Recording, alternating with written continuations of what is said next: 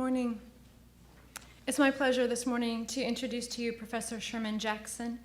He's the King Faisal Chair of Islamic Thought and Culture and Professor of Religion and American Studies and Ethnicity at the University of Southern California. He was formerly the Arthur F. Thurneau Professor of Near Eastern Studies, Visiting Professor of Law, and Professor of Afro-American Studies at the University of Michigan. He taught at various American institutions before that, and before that he got his PhD in Islamic Studies at the University of Pennsylvania. I first encountered Professor Sherman's work in an article he wrote comparing American concepts and laws regarding terrorism with Islamic concepts and laws regarding terrorism, and that's become a staple in my classes. But I believe he's probably more well known for his various books, including Islamic Law and the State, the Constitutional Jurisprudence of Shahab al-Din al-Qarafi from Brill, at which point he changed allegiances to Oxford, and everything seems to come from Oxford since then. So on the boundaries of theological tolerance in Islam, Abu Hamid al-Ghazali's Faisal al-Tafriqa, and then more recently, Islam and the Black American, looking towards the Third Resurrection in 2005, and Islam and the Problem of Black Suffering in 2009, and then most recently, just last year, Sufism for Non-Sufis. He has been recognized as one of the leading experts on Islam in America, and in 2009, he was named among the 500 most influential Muslims in the world by the Royal Islamic Strategic Studies Center of Amman, Jordan, and the Prince Al-Walid bin Talal Center for Muslim-Christian Understanding. So I'm sure you agree with me, we're really pleased to have him with us this morning, and he will be speaking on My Body, This Paper, This Fire, the Future of Violence in Islam. Please join me in welcoming Professor Sherman Jackson.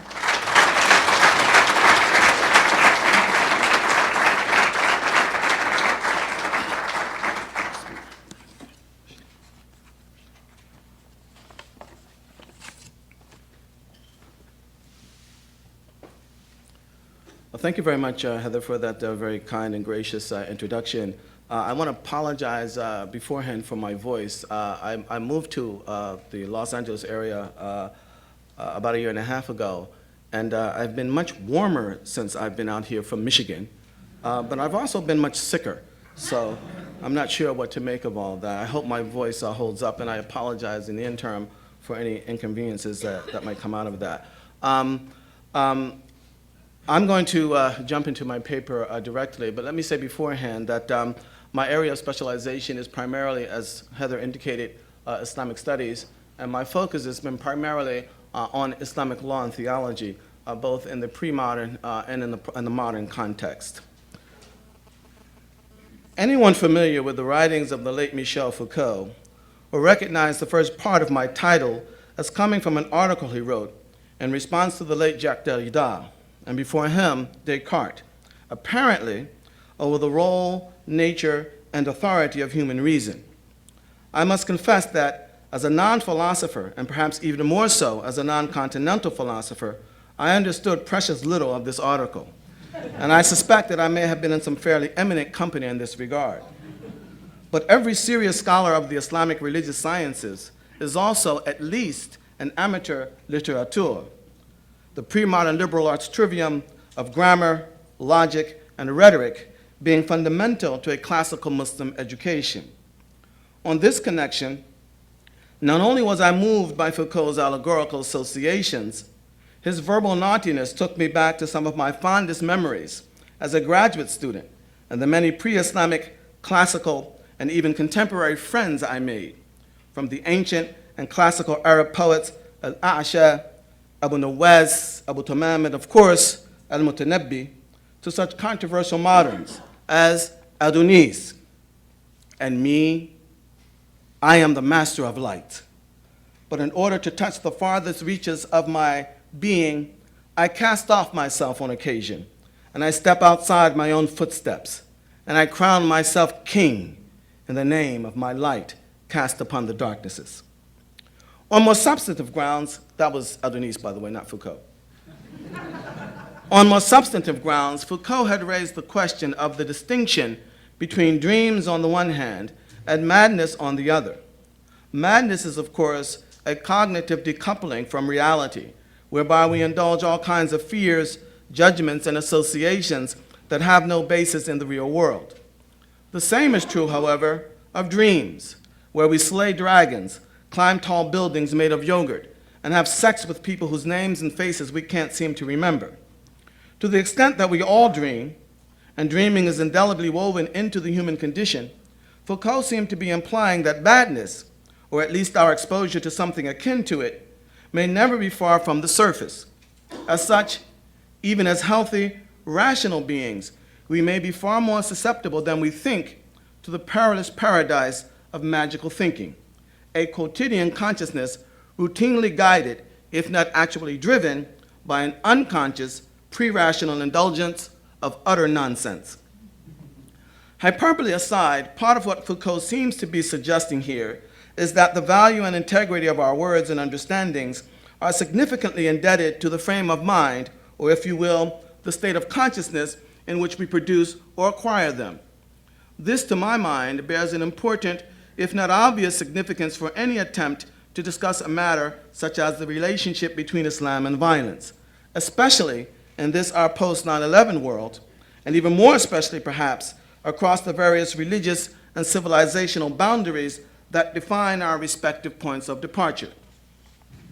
For such exchanges invariably attempt to speak across any number of liminal spaces, that is, between Islam and the West, between Christianity or Judaism and secular liberal democracy, indeed, between our heartfelt desire for peace and fraternity and our quiet addiction to power and domination. All of this raises clear and unavoidable challenges, not only for the accuracy and integrity of our claims and characterizations, but also for the degree of credibility we might reasonably expect these to command.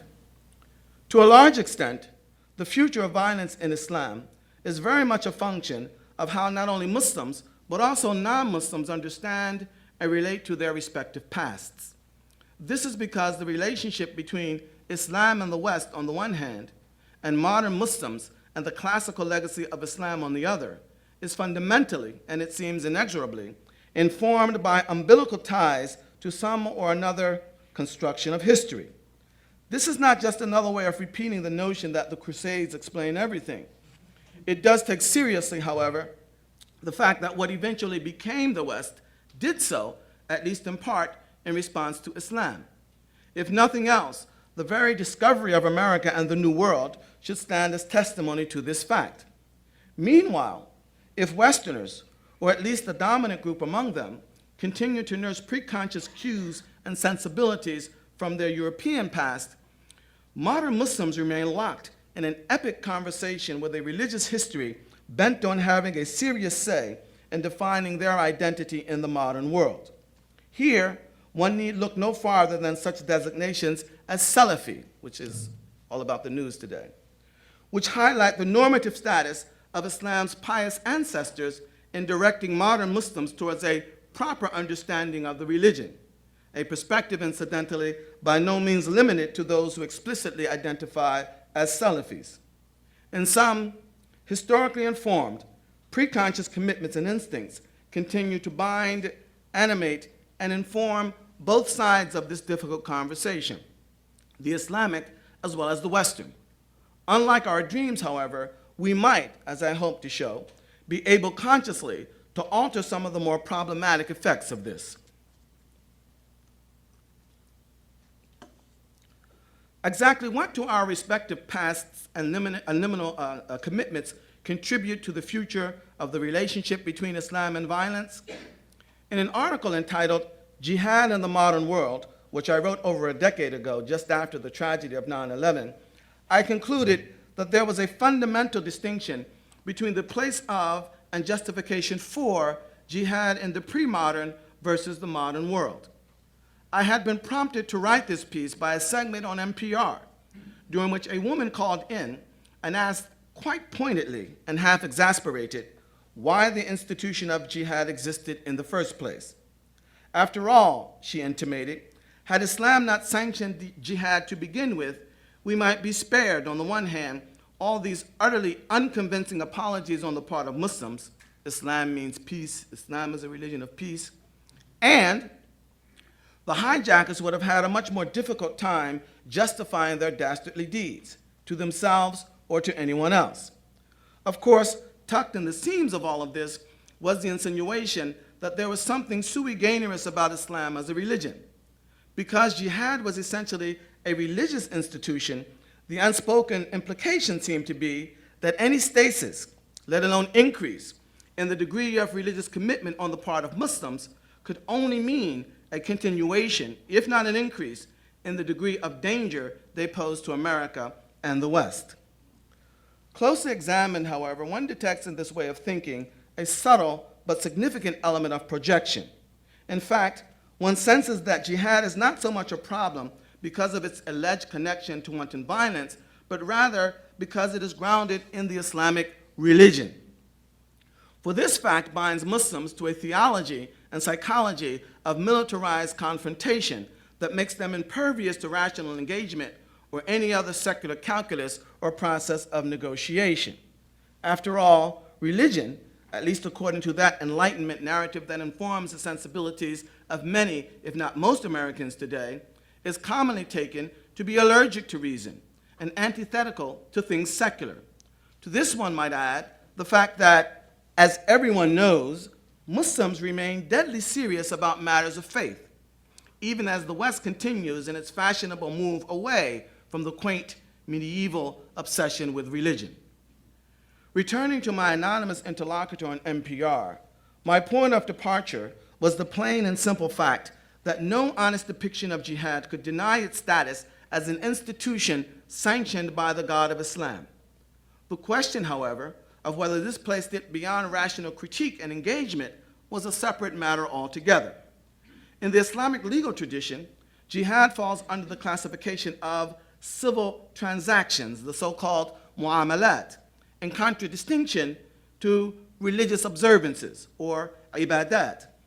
Among the chief distinctions between these two categories is that while the raison d'etre underlying religious observances is fixed and basically impervious to social political change, civil transactions, both in terms of their substance and their application, are subject to constant recalibration based on the extent to which the reason for which they were instituted is likely to be served.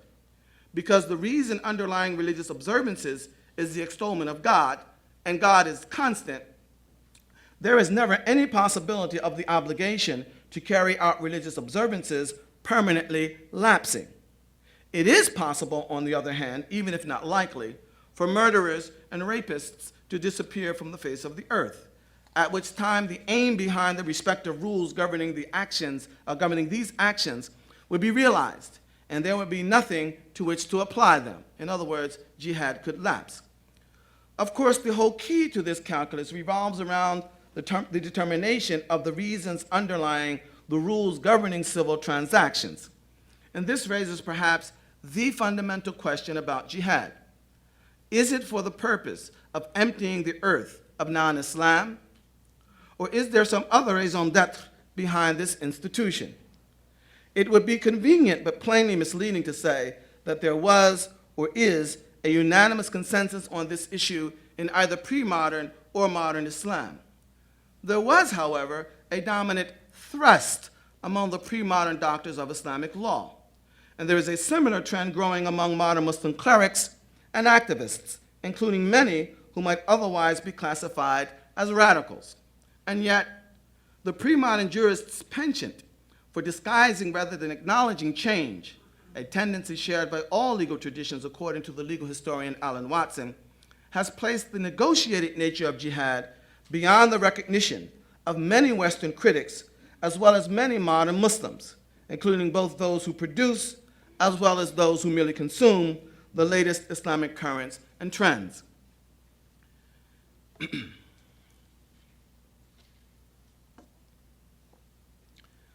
In Jihad in the Modern World, I pointed out, relying in part on the work of modern Western historians of Islam, that going all the way back to the time of the Quranic revelation, Muslims lived in a world that could be characterized as constituting a state of war. As one noted Western historian of Islam put it, and I quote, In this society, war, used in the senses of both an activity and a condition, was in one sense a normal way of life. That is, a state of war was assumed to exist between one's tribe and all others, unless a particular treaty or agreement had been reached. Several Quranic verses confirm this state of affairs. For example, and I quote, "Do they not see that we established a safe haven in the sacred mosque while people all around them were being snatched away? And similarly, they say, O Muhammad, if we follow the guidance along with you, we shall be snatched away from our land." In fact, Arabia's endemic state of war drove the pre-Islamic Arabians in desperation to institute the so-called forbidden months in an effort to enable them to sustain the annual Pan-Arabian pilgrimage. This innovation outlawed all acts of aggression initiated during the 11th, 12th, 1st, and 7th months. As the annual pilgrimage took place in the 12th lunar month, the forbidden months afforded the Arabians time to travel to and from Mecca in peace. The Quran confirms the sanctity of the forbidden months, and in so doing underscores the persistence of the overall state of war well into the time of Muhammad's mission. Along with its emphatic monotheism, Muhammad's message introduced another entirely new element into the Arabian theater, namely a community known as Muslims. Coming as they did from all the local clans and tribes, they constituted for a time a rather anomalous entity in a deeply conservative and deeply tribal society. In this context, the situation would ultimately gravitate towards the reality that the only people Muhammad's followers could assume would allow them to thrive as Muslims would be other Muslims themselves. Thus, while the Quranic injunction to wage jihad pit Muslims against non-Muslims, religion was hardly the only element in this confrontation.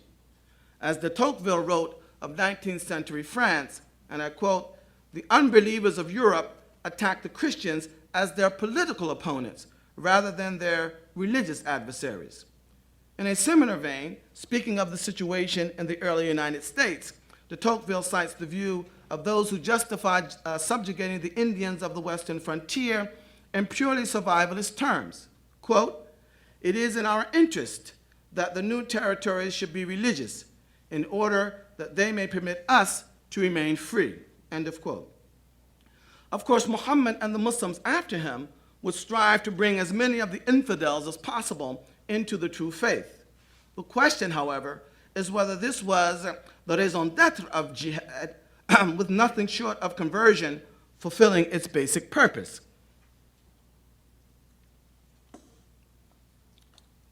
The period after Muhammad's death would witness the massive expansion of Islam, or perhaps one should say of Muslim power, as the actual rate of conversion on the ground would not bring the conquered territories to a simple majority for at least a couple of centuries. Of course, in theory, non-Muslims were required to pay a special tax, the so-called jizya, in exchange for security and the right to practice their religion. Still, the overall state of war persisted, no less in the world of late antiquity than it had in Muhammad's Arabia. And jihad remained thus a priority for Muslims. And yet, that its purpose was widely understood to be the preservation of the physical integrity of the Muslim community rather than converting the entire world to Islam might be gleaned from such explicit articulations as those of the famous 12th of the Common Era century Spanish judge and jurist Ibn Rushd the Elder, a major authority in the history of Islamic law, and the grandfather, incidentally, of the celebrated Averroes of Western fame. Summing up a lengthy discussion of jihad in his highly influential manual called Al-Muqaddimat, or First Things, Ibn Rushd writes the following: "Thus, whenever we are placed beyond the reach of the enemy, and the outlying districts of the Muslim lands are secured, and the gaps in their fortifications are filled, the obligation to wage jihad falls from all of the rest of the Muslims." Ibn Rushd clearly reflects here the sense that the basic aim of jihad is to provide for the physical integrity of the Muslim community. in a world perceived as holding Muslims under constant threat. Just how deeply ingrained this perception was might be measured by the fact that Ibn Rushd himself issued fatwas in which he banned Muslims from taking up residence abroad, prohibited them from traveling to foreign parts to do business, and required those who converted to Islam while living in non-Muslim territories to migrate to the lands of Islam.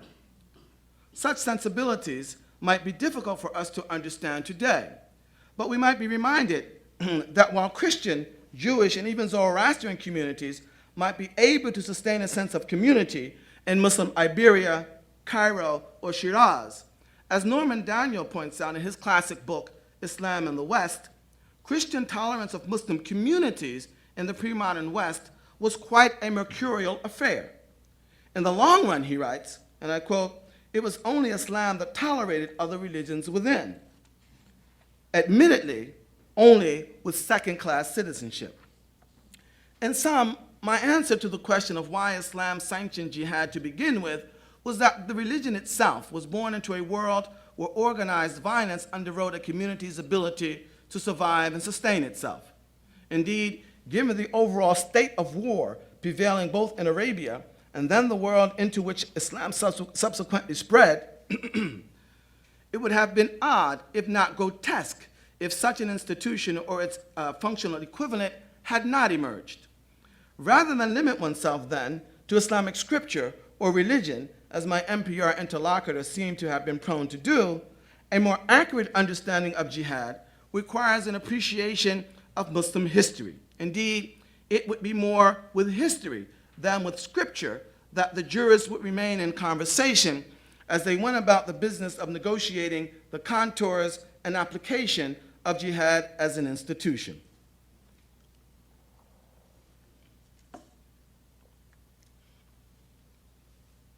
Of course, this understanding of the role and purpose of jihad was not and is not shared by all. As one influential Western scholar describes it in its classical guise, jihad, and here I quote again, is directed against the infidels who need not be guilty of any act of hostility against Muslims. Their very existence is a cause for war, and its aim is to incorporate the infidels in the abode of Islam, preferably as converts, but alternatively as dhimbis, the so-called protected minorities, until the whole world has been subdued. This view is actually confirmed by one of the four orthodox Sunni schools of law. The going opinion of the classical Shafi'i school was precisely that the mere unbelief of unbelievers, not their aggression, was not only a justification, but a bona fide legal cause obligating jihad against them.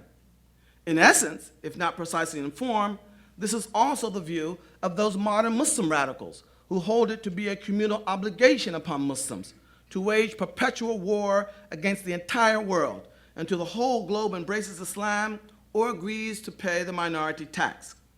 Thus, it is not at all the case that only non-Muslim Western critics or those who simply have inadequate access to the sources and or tradition of Islam understand jihad as a fundamental contradiction of the principle of live and let live.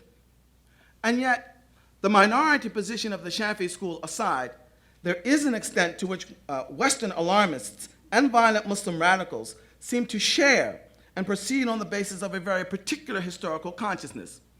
Western critics often appear to embrace a form of historical determinism, according to which Islam cannot, in good conscience or with any integrity, evolve beyond what it was at some arbitrarily chosen point in the past, except as an admission of inadequacy or dereliction.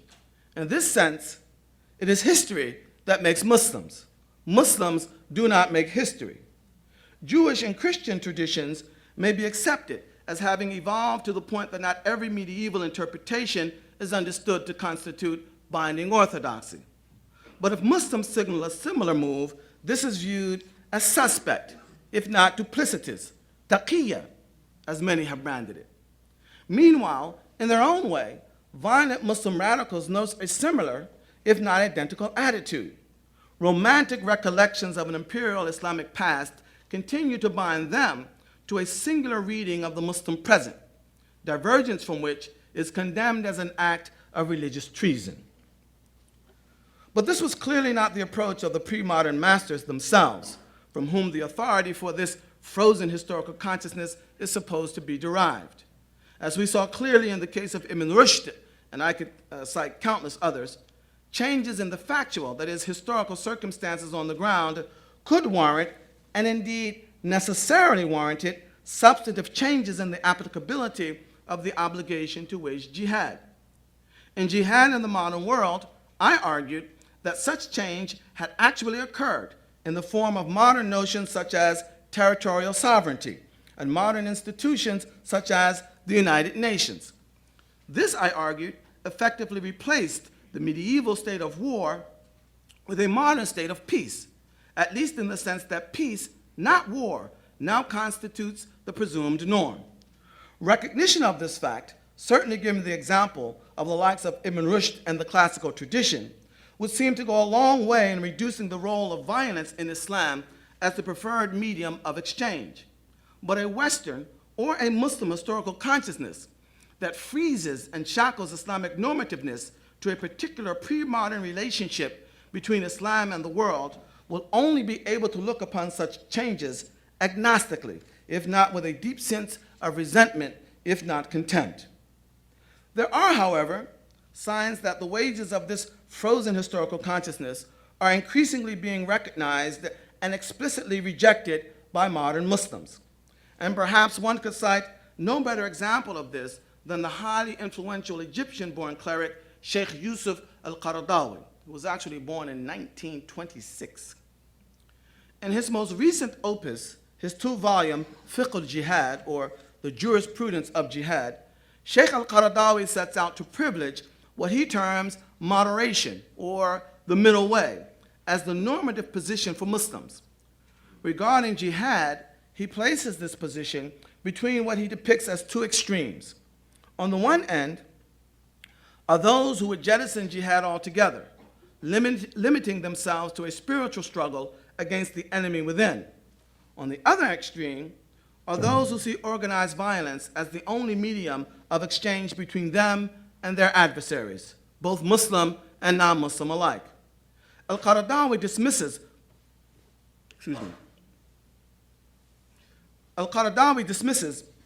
both of these positions as flawed, but it is the latter group, the hawks as he calls them, that form the primary focus of his attack. Al-Qaradawi's primary targets is the tendency to accept the historical reality and perspective of the ancients as the historical perspective of Islam, and from there to process the data of Scripture on the basis thereof.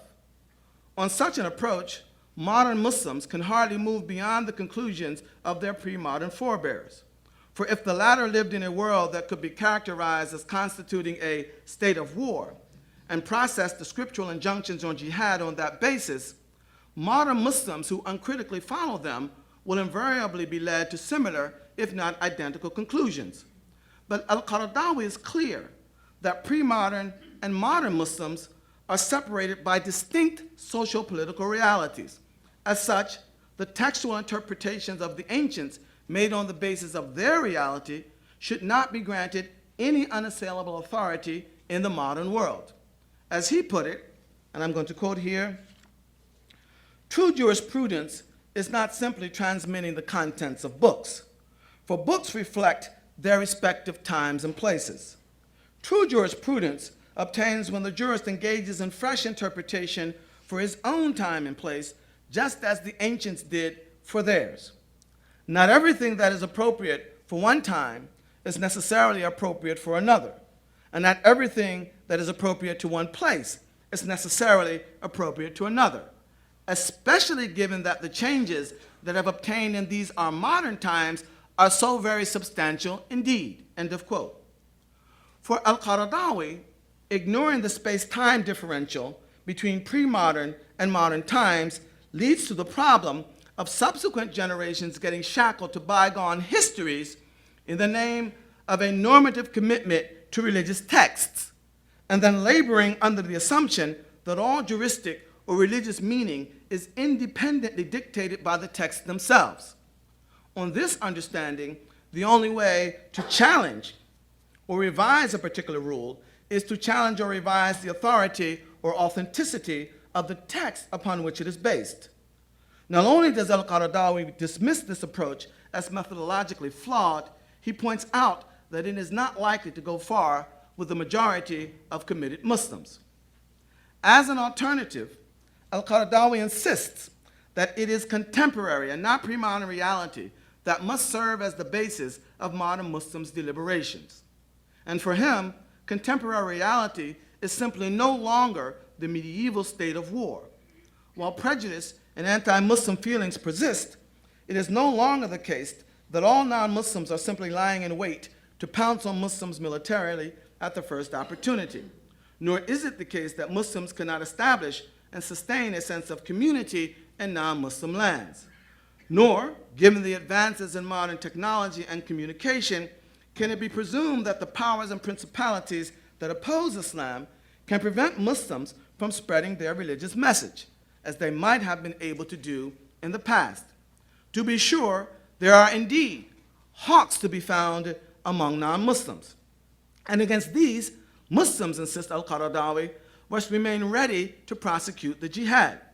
But this, al-Qaradawi intimates, is the exception rather than the rule. And in this light, he declares boldly and explicitly that in these our modern times, jihad is primarily a defensive mechanism directed against, and I quote, those who attack the persons, property, lands, or religion of the Muslims in an attempt to undermine the latter or block the path to it, or to those who oppress the weak among the Muslims or their allies, end of quote. Of course, we should not be so taken by the perceived novelty of al-Qaradawi's approach that we are led to misread him. Indeed, it is important to recognize that he does not see the transition from a modern to a pre-modern frame of reference to be something that Muslims can either engender or sustain unilaterally.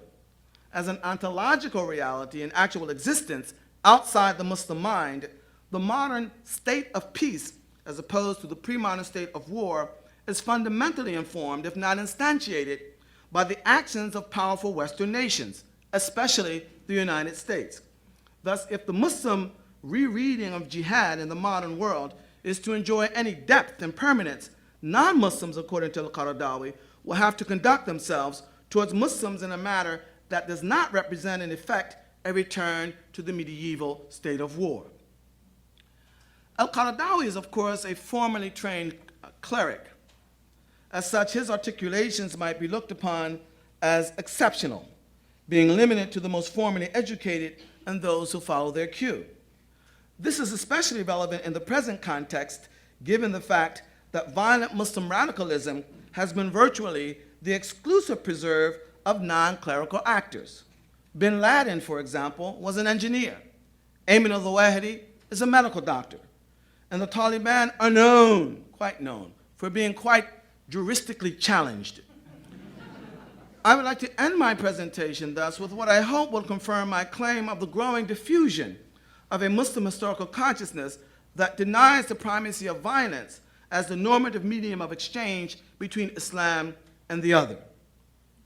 Many of you are perhaps old enough to remember, and perhaps not, the assassination of President Anwar Sadat in 1981.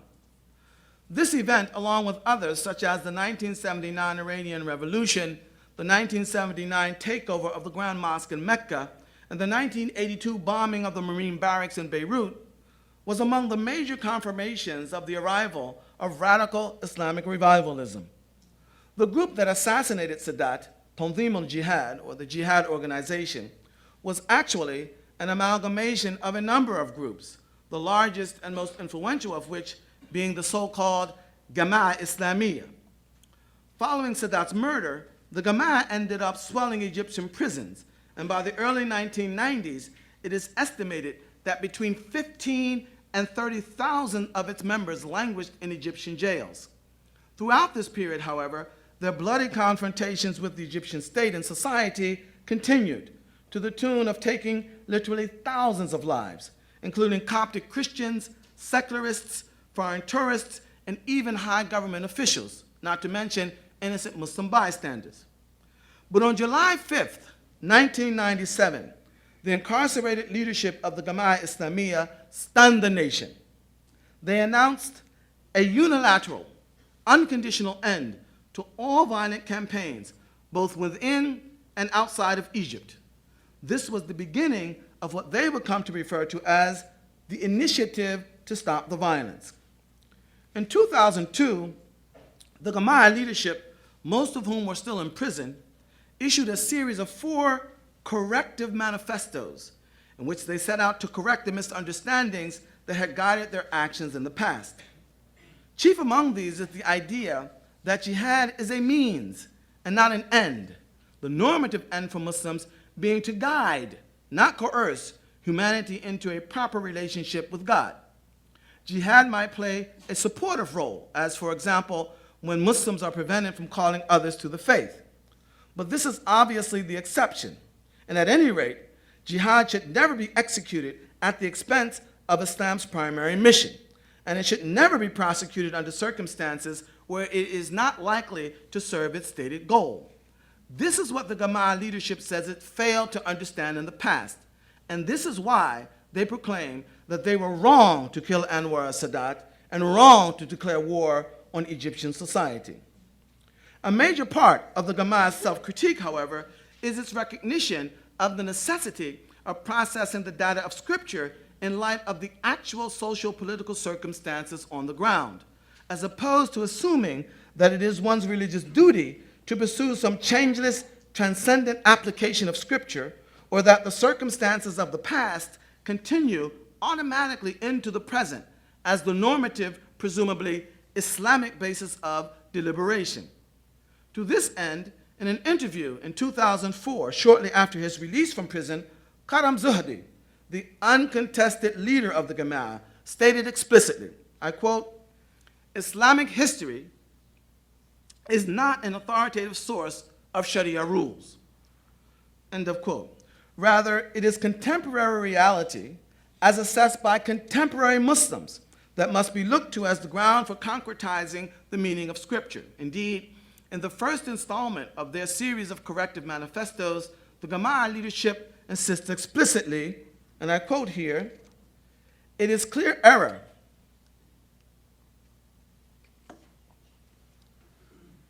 to assume positions, establish rulings, or issue fatwas removed from a consideration of the actual reality on the ground and a comprehensive assessment of its implications, considering this a fundamental pillar upon which all fatwas must be based.